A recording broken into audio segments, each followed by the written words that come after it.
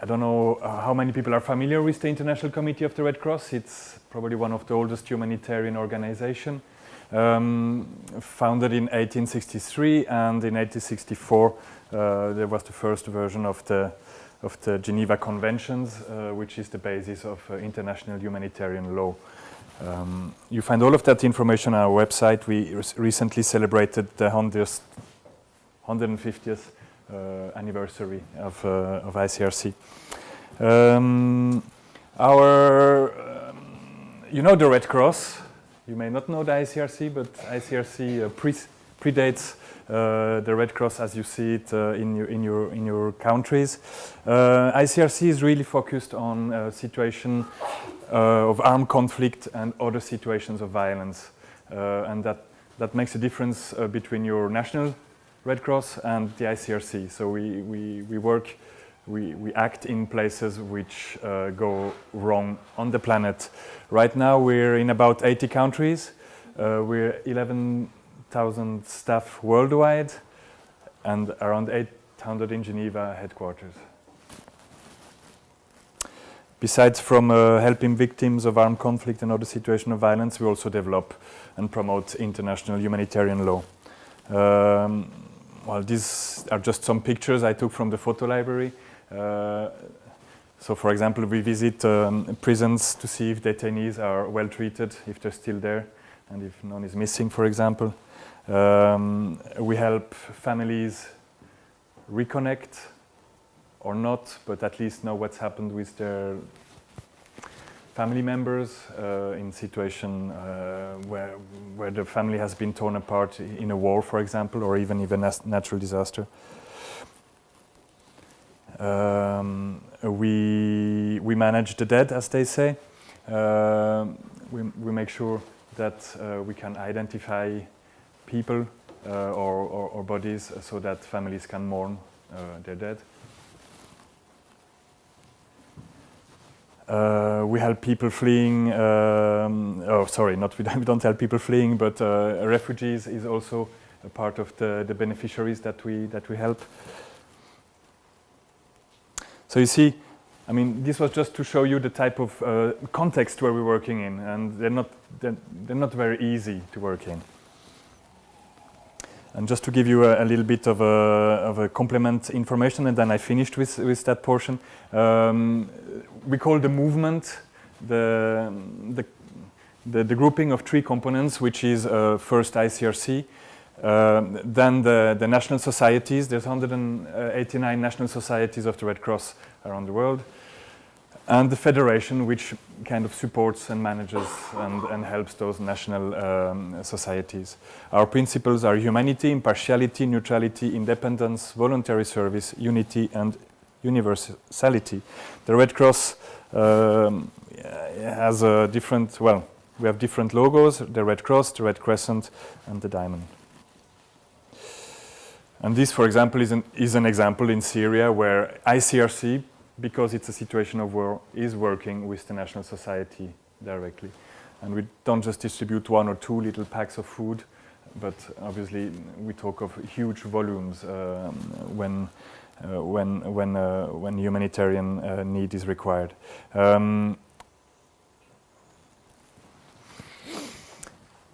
I've been inspired by Fab Labs. It's just an inspiration. Having myself a 3D printer and looking a little bit for more information, I discovered this. I guess everybody knows what Fab Labs are, so I'm not gonna stay on that slide. Is that okay? Then I thought, well, okay, there's Fab Labs, there's maker spaces, hacker spaces, and that's all good.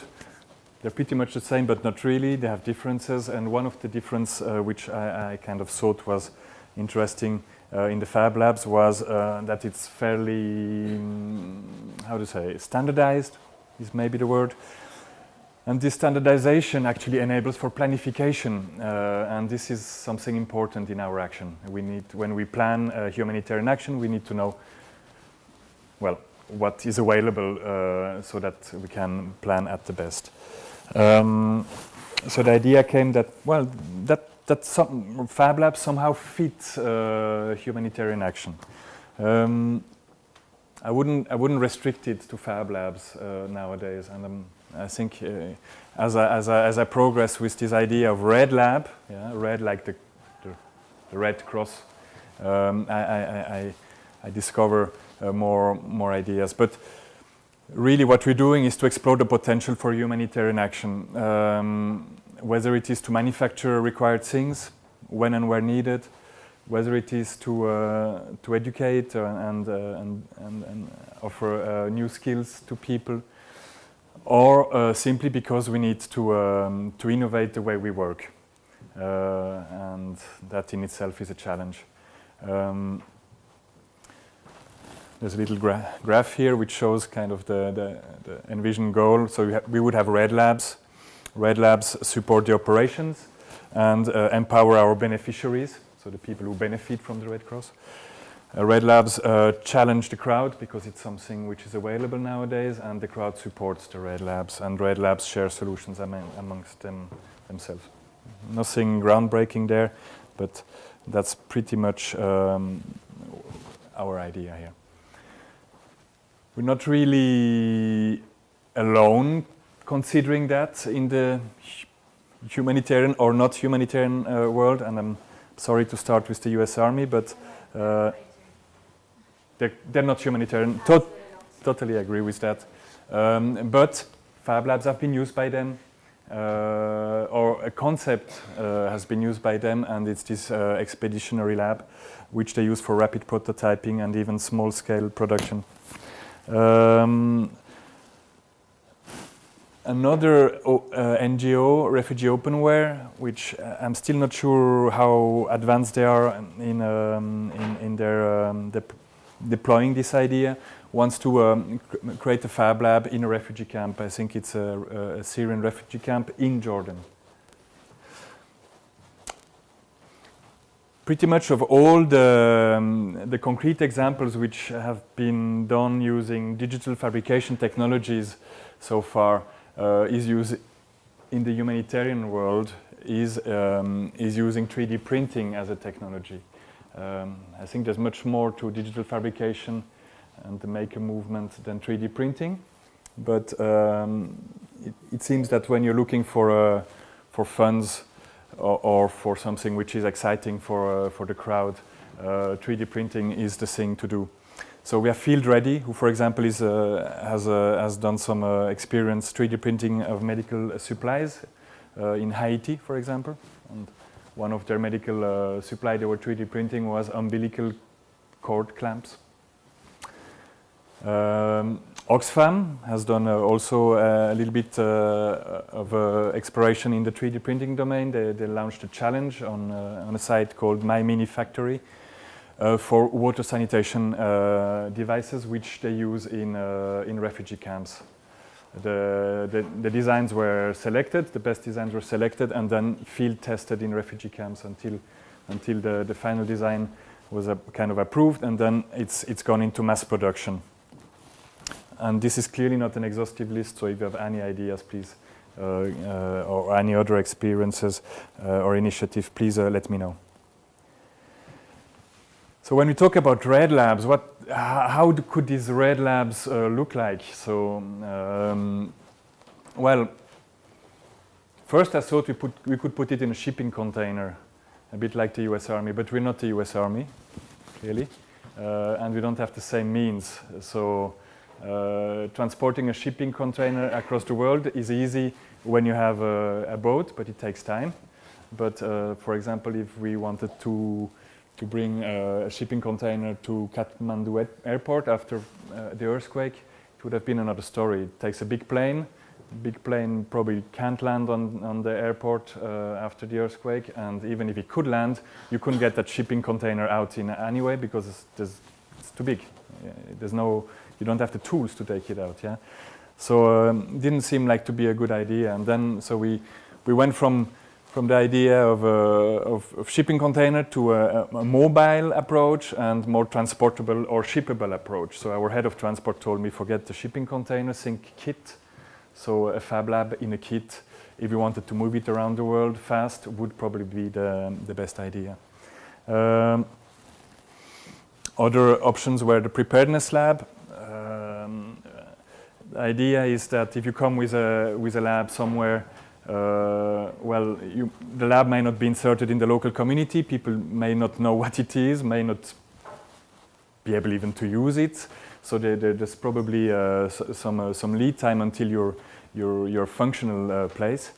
The idea here is based, the preparedness idea is based on other things which have been done in the humanitarian world by the ICRC and the Red Cross, is to set up preparedness clinics. So we know, for example, that something is going to happen and some problems happen on a regular basis. So we plan for that.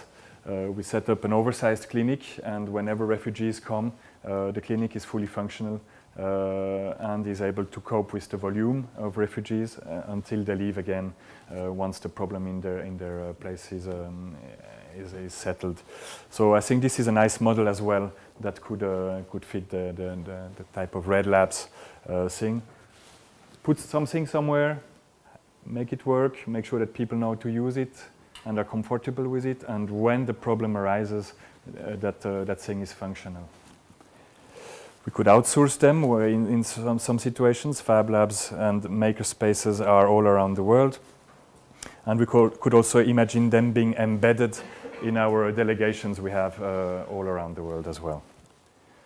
These are just ideas, yeah. And I didn't say at the start of the presentation, I have no answers yet, and I have only questions and challenges, which I try to transform into opportunities. Difficult situations. Well, for example, here is one of our warehouses who got looted. Yeah. Now, always imagine having a fab lab or a lab or something in that place. It can be difficult. So these are the challenges which my colleagues, when I'm talking about this project, are feeding back to me. Okay. So you feel my pain. Voila, recently a colleague of mine mentioned, well, our work is the last real camel trophy. We work in places where things go wrong, and that's just an example of probably the difficulty to bring material in huge quantities from A to B.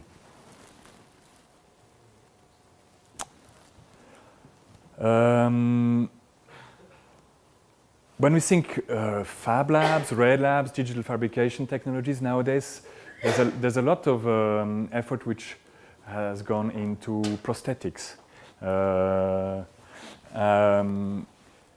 ICRC is quite involved in that, and they've developed quite a speciality in it.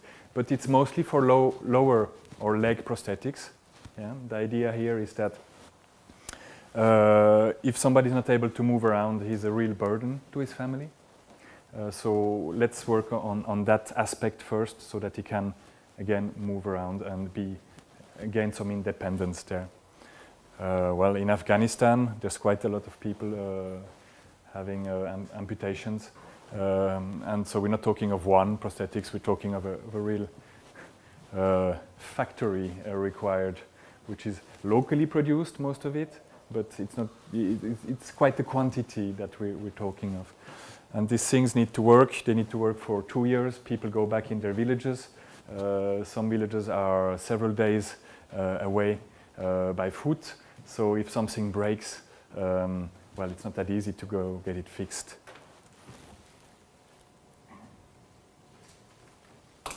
And just to show you, well, a prosthetic leg in that case enables somebody to gain back some joy in life. It also shows the constraints which are on these prosthetics. So they're not.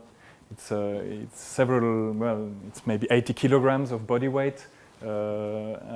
So it's something which needs to be really tough. Another aspect of ICRC's work is in enabling people to gain back independence, whether it is for an amputee like this person, or in other situations where maybe they were refugees and they need to go back to a normal life. So economic security is what we call this. Is our initiatives which would provide some independence back to people. Here again, I think the Red Lab has something to do in terms of acquiring new skills, maybe developing new businesses for beneficiaries. Again, they obviously don't live in the same society as we do, so how would that transpose in Afghanistan? What works here might not be the same over there. So I'm getting good at listing challenges now. Most of them are feedback from colleagues. Colleagues who have a lot of experience in the field. Regarding all the health, medical kind of area, regulation seems to be one of the bigger problems. It's not because people are in dire need that we give them just anything. It needs to make not more harm than not giving it would do. Yeah.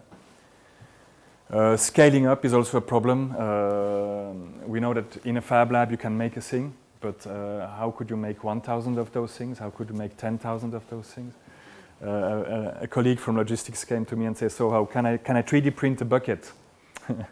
So, yes, you can, but I mean it will take a lot of material, a lot of time. It's probably not the best way of doing it. Yeah. So, but with that problem in mind, you can find other ways of doing it. Maybe you can make a mold, and then you can mold buckets. Yeah, mold is that the right term? Yeah. So speed and quantity is obviously a problem, and then obviously there's purely the humanitarian context. We work in places which are not easy to access, in conflict zones, and when you're saving people, helping people in the field, it seems there's not much time and space to explore. Yeah, and I think these are pretty much the specifics of our world. Based on these challenges, I start to develop this ideal humanitarian thing. So when I look on a site like Thingiverse, well, there's cool stuff on it, but it may not be totally adequate for the humanitarian action. So voila, it's just a start, but it needs to be developed a bit more. But an object, whether it's 3D printed, laser cut, assembled, whatever, should do no harm. If a Red Lab was somewhere in a conflict area and it was taken over by some warfaring party, the Red Lab itself should not serve as an instrument to make more harm than it's supposed to help. I can't remember the functional part, but obviously an object has to be functional. Let's go. It should be parametric, and the next 5 properties here are all pretty much related, even though they're different.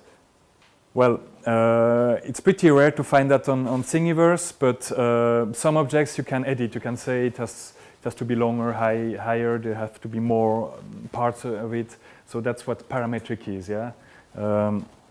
For example, here I have a tag. I don't want just one tag. I want 4 tags. Okay, and put this number on it. Okay.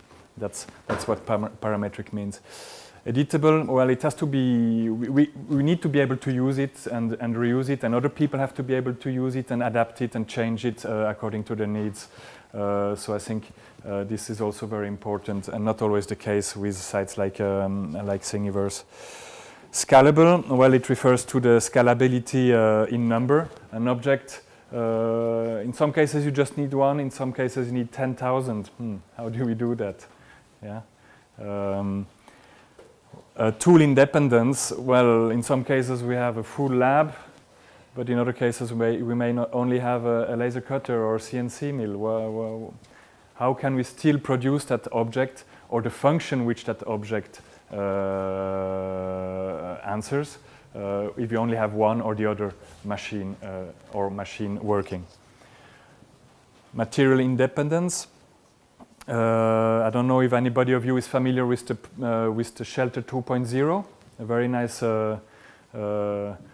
not emergency shelter, but kind of post-crisis shelter, which can be entirely CNC milled with a shop bot.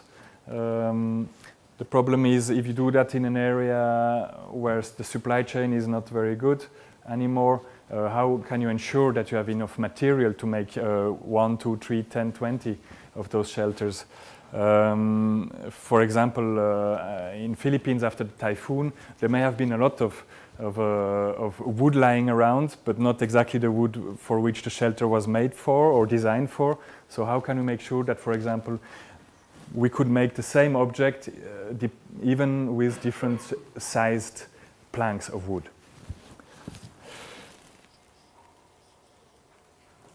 And while I'm at it, if I still have a few minutes, so far our process was, I did an internal presentation last year. I made a concept note, which I shared with Professor Neil Gershenfeld from the MIT. I was invited at the Fab Festival in Toulouse, where I met other people. Recently I did a visit to Nairobi, Kenya, to talk with the Kenya Red Cross, to visit the iHub and other Fab labs there. It's a pretty active city. And last week we organized a Red Lab boot camp in Amsterdam, in the VAR Society Fab Lab, to get some of my colleagues from ICRC on board with what a Fab Lab is, what digital fabrication are, what the do-it-yourself or maker movement is. I've met with quite a lot of people. I've connected with the Fab Foundation and with universities, NGOs all over the world. Okay, use cases is probably not the right word here, but I had a few discussions with teams in the organization, and out of these discussions, already just 1 hour discussion, half an hour is dedicated to explaining what the idea is, and finally they get it, maybe after 45 minutes, and then I have like just a few more minutes left to understand what their context is. So I talked with the forensics team, and they said, oh, you know what, body tags is a real problem, because when we have our pre-printed body tags, when we go somewhere, it might conflict with the local way of coding the dead. So having customizable body tags would be really great. So that's, for example, a sample of a customizable body tag. Yeah, it's human readable, it's machine readable, and it can be customized depending of the place where you go. Osteometric board, that's another tool which is used by the forensics team. The idea here is that it's about that big to transport, and it's extremely heavy, really heavy. It's made out of aluminium. The idea of an osteometric board is to measure bones, so that according to the length of a given bone, you can decide the age, for example, or the size of a body, the person which was behind it. So here it would be to make maybe an osteometric board which you can make where and when needed, simpler but still working, lighter, and if it's no longer useful, then you can make a fire out of it, for example, because it's made out of wood. Training bones, talking with the surgeons who go somewhere in the field to train people to make, for example, to fix a broken tibia. They need to drill holes. You may be able to see it here, and then put some external fixation. So he said, you know what would be really cool, instead of us bringing our training bones along, is if we could make them when and where needed. On top of that, it may also be cheaper to make them ourselves. Agricultural tools. I mentioned EcoSec, economical security. Part of their activities is also to distribute tools so that farming communities can work their land according to their local culture. The problem is that we can see it here, but this is a hoe, in French, which is used locally somewhere. And this is the model which was then provided by the manufacturer of that hoe, which didn't correspond to the local use or the local culture. Hence it wasn't used, it was resold, it was not used, etc. So when you have 4,000, 5,000 of those things distributed and up to sometimes 100% which are rejected because they're not adequate, then you may think about a way of mitigating that risk. So we're thinking here maybe of 3D scanning that hoe so that we have a nice description which could then even be 3D printed and brought to manufacturers to tell them, listen, that's what we want, exactly that's what we want, yeah, please. It could also be used to share designs with farming communities across the continent or the world to maybe test new designs. It could be used to share with other organizations as well. Yeah, that's pretty much it. Maybe just one little thing is that that's the body tag, but in fact the surgeons or the medical team come back with the same requirement, a patient tag, something which is identifiable, which doesn't compromise an individual's security because we don't have a name here, it's just a number. The design for a body tag could be the design for a patient tag. Voila. These are just examples, yeah, which I'm trying to gather from a community which is not really used to this type of technologies and which has a hard time imagining what can be done with fab labs, digital fabrication. I almost finished, Margot. So there we go. Took me an hour to design that in Illustrator. It's a prototype, obviously. The final product should be something available on the website where you fill in a form and say, listen, I need a tag that size. It has to be that coding scheme. Please create me the PDF file so I can feed my laser cutter with it. And I need 300 of them. And they have to be, I don't know, 4 breakaway tags each time. Yeah. Another example of what we achieved at the boot camp. Again, this is a colleague from the American Red Cross who is working in Kenya. And she uses this forecasting dice. So you see here different weather conditions on the 6 sides. So it's to teach people to forecast their production, their farming production. So the idea here was to make something which would be easily taken apart and to transport. Well, we'll continue exploring. We're really in an exploration phase right now. We continue to identify potential use cases.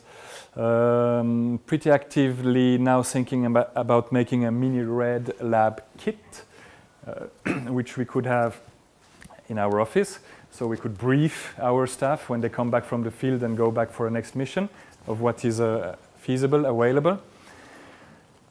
And we are working on a project with a national society to maybe create a red lab at their place. And much more. And hopefully I will be at Fab 11, so if anybody of you goes there, we can catch up there as well. Thank you. Sorry if it was a bit too long, Margot. Please stay in touch. If you have any ideas, suggestions, don't hesitate to contact me. Thank you.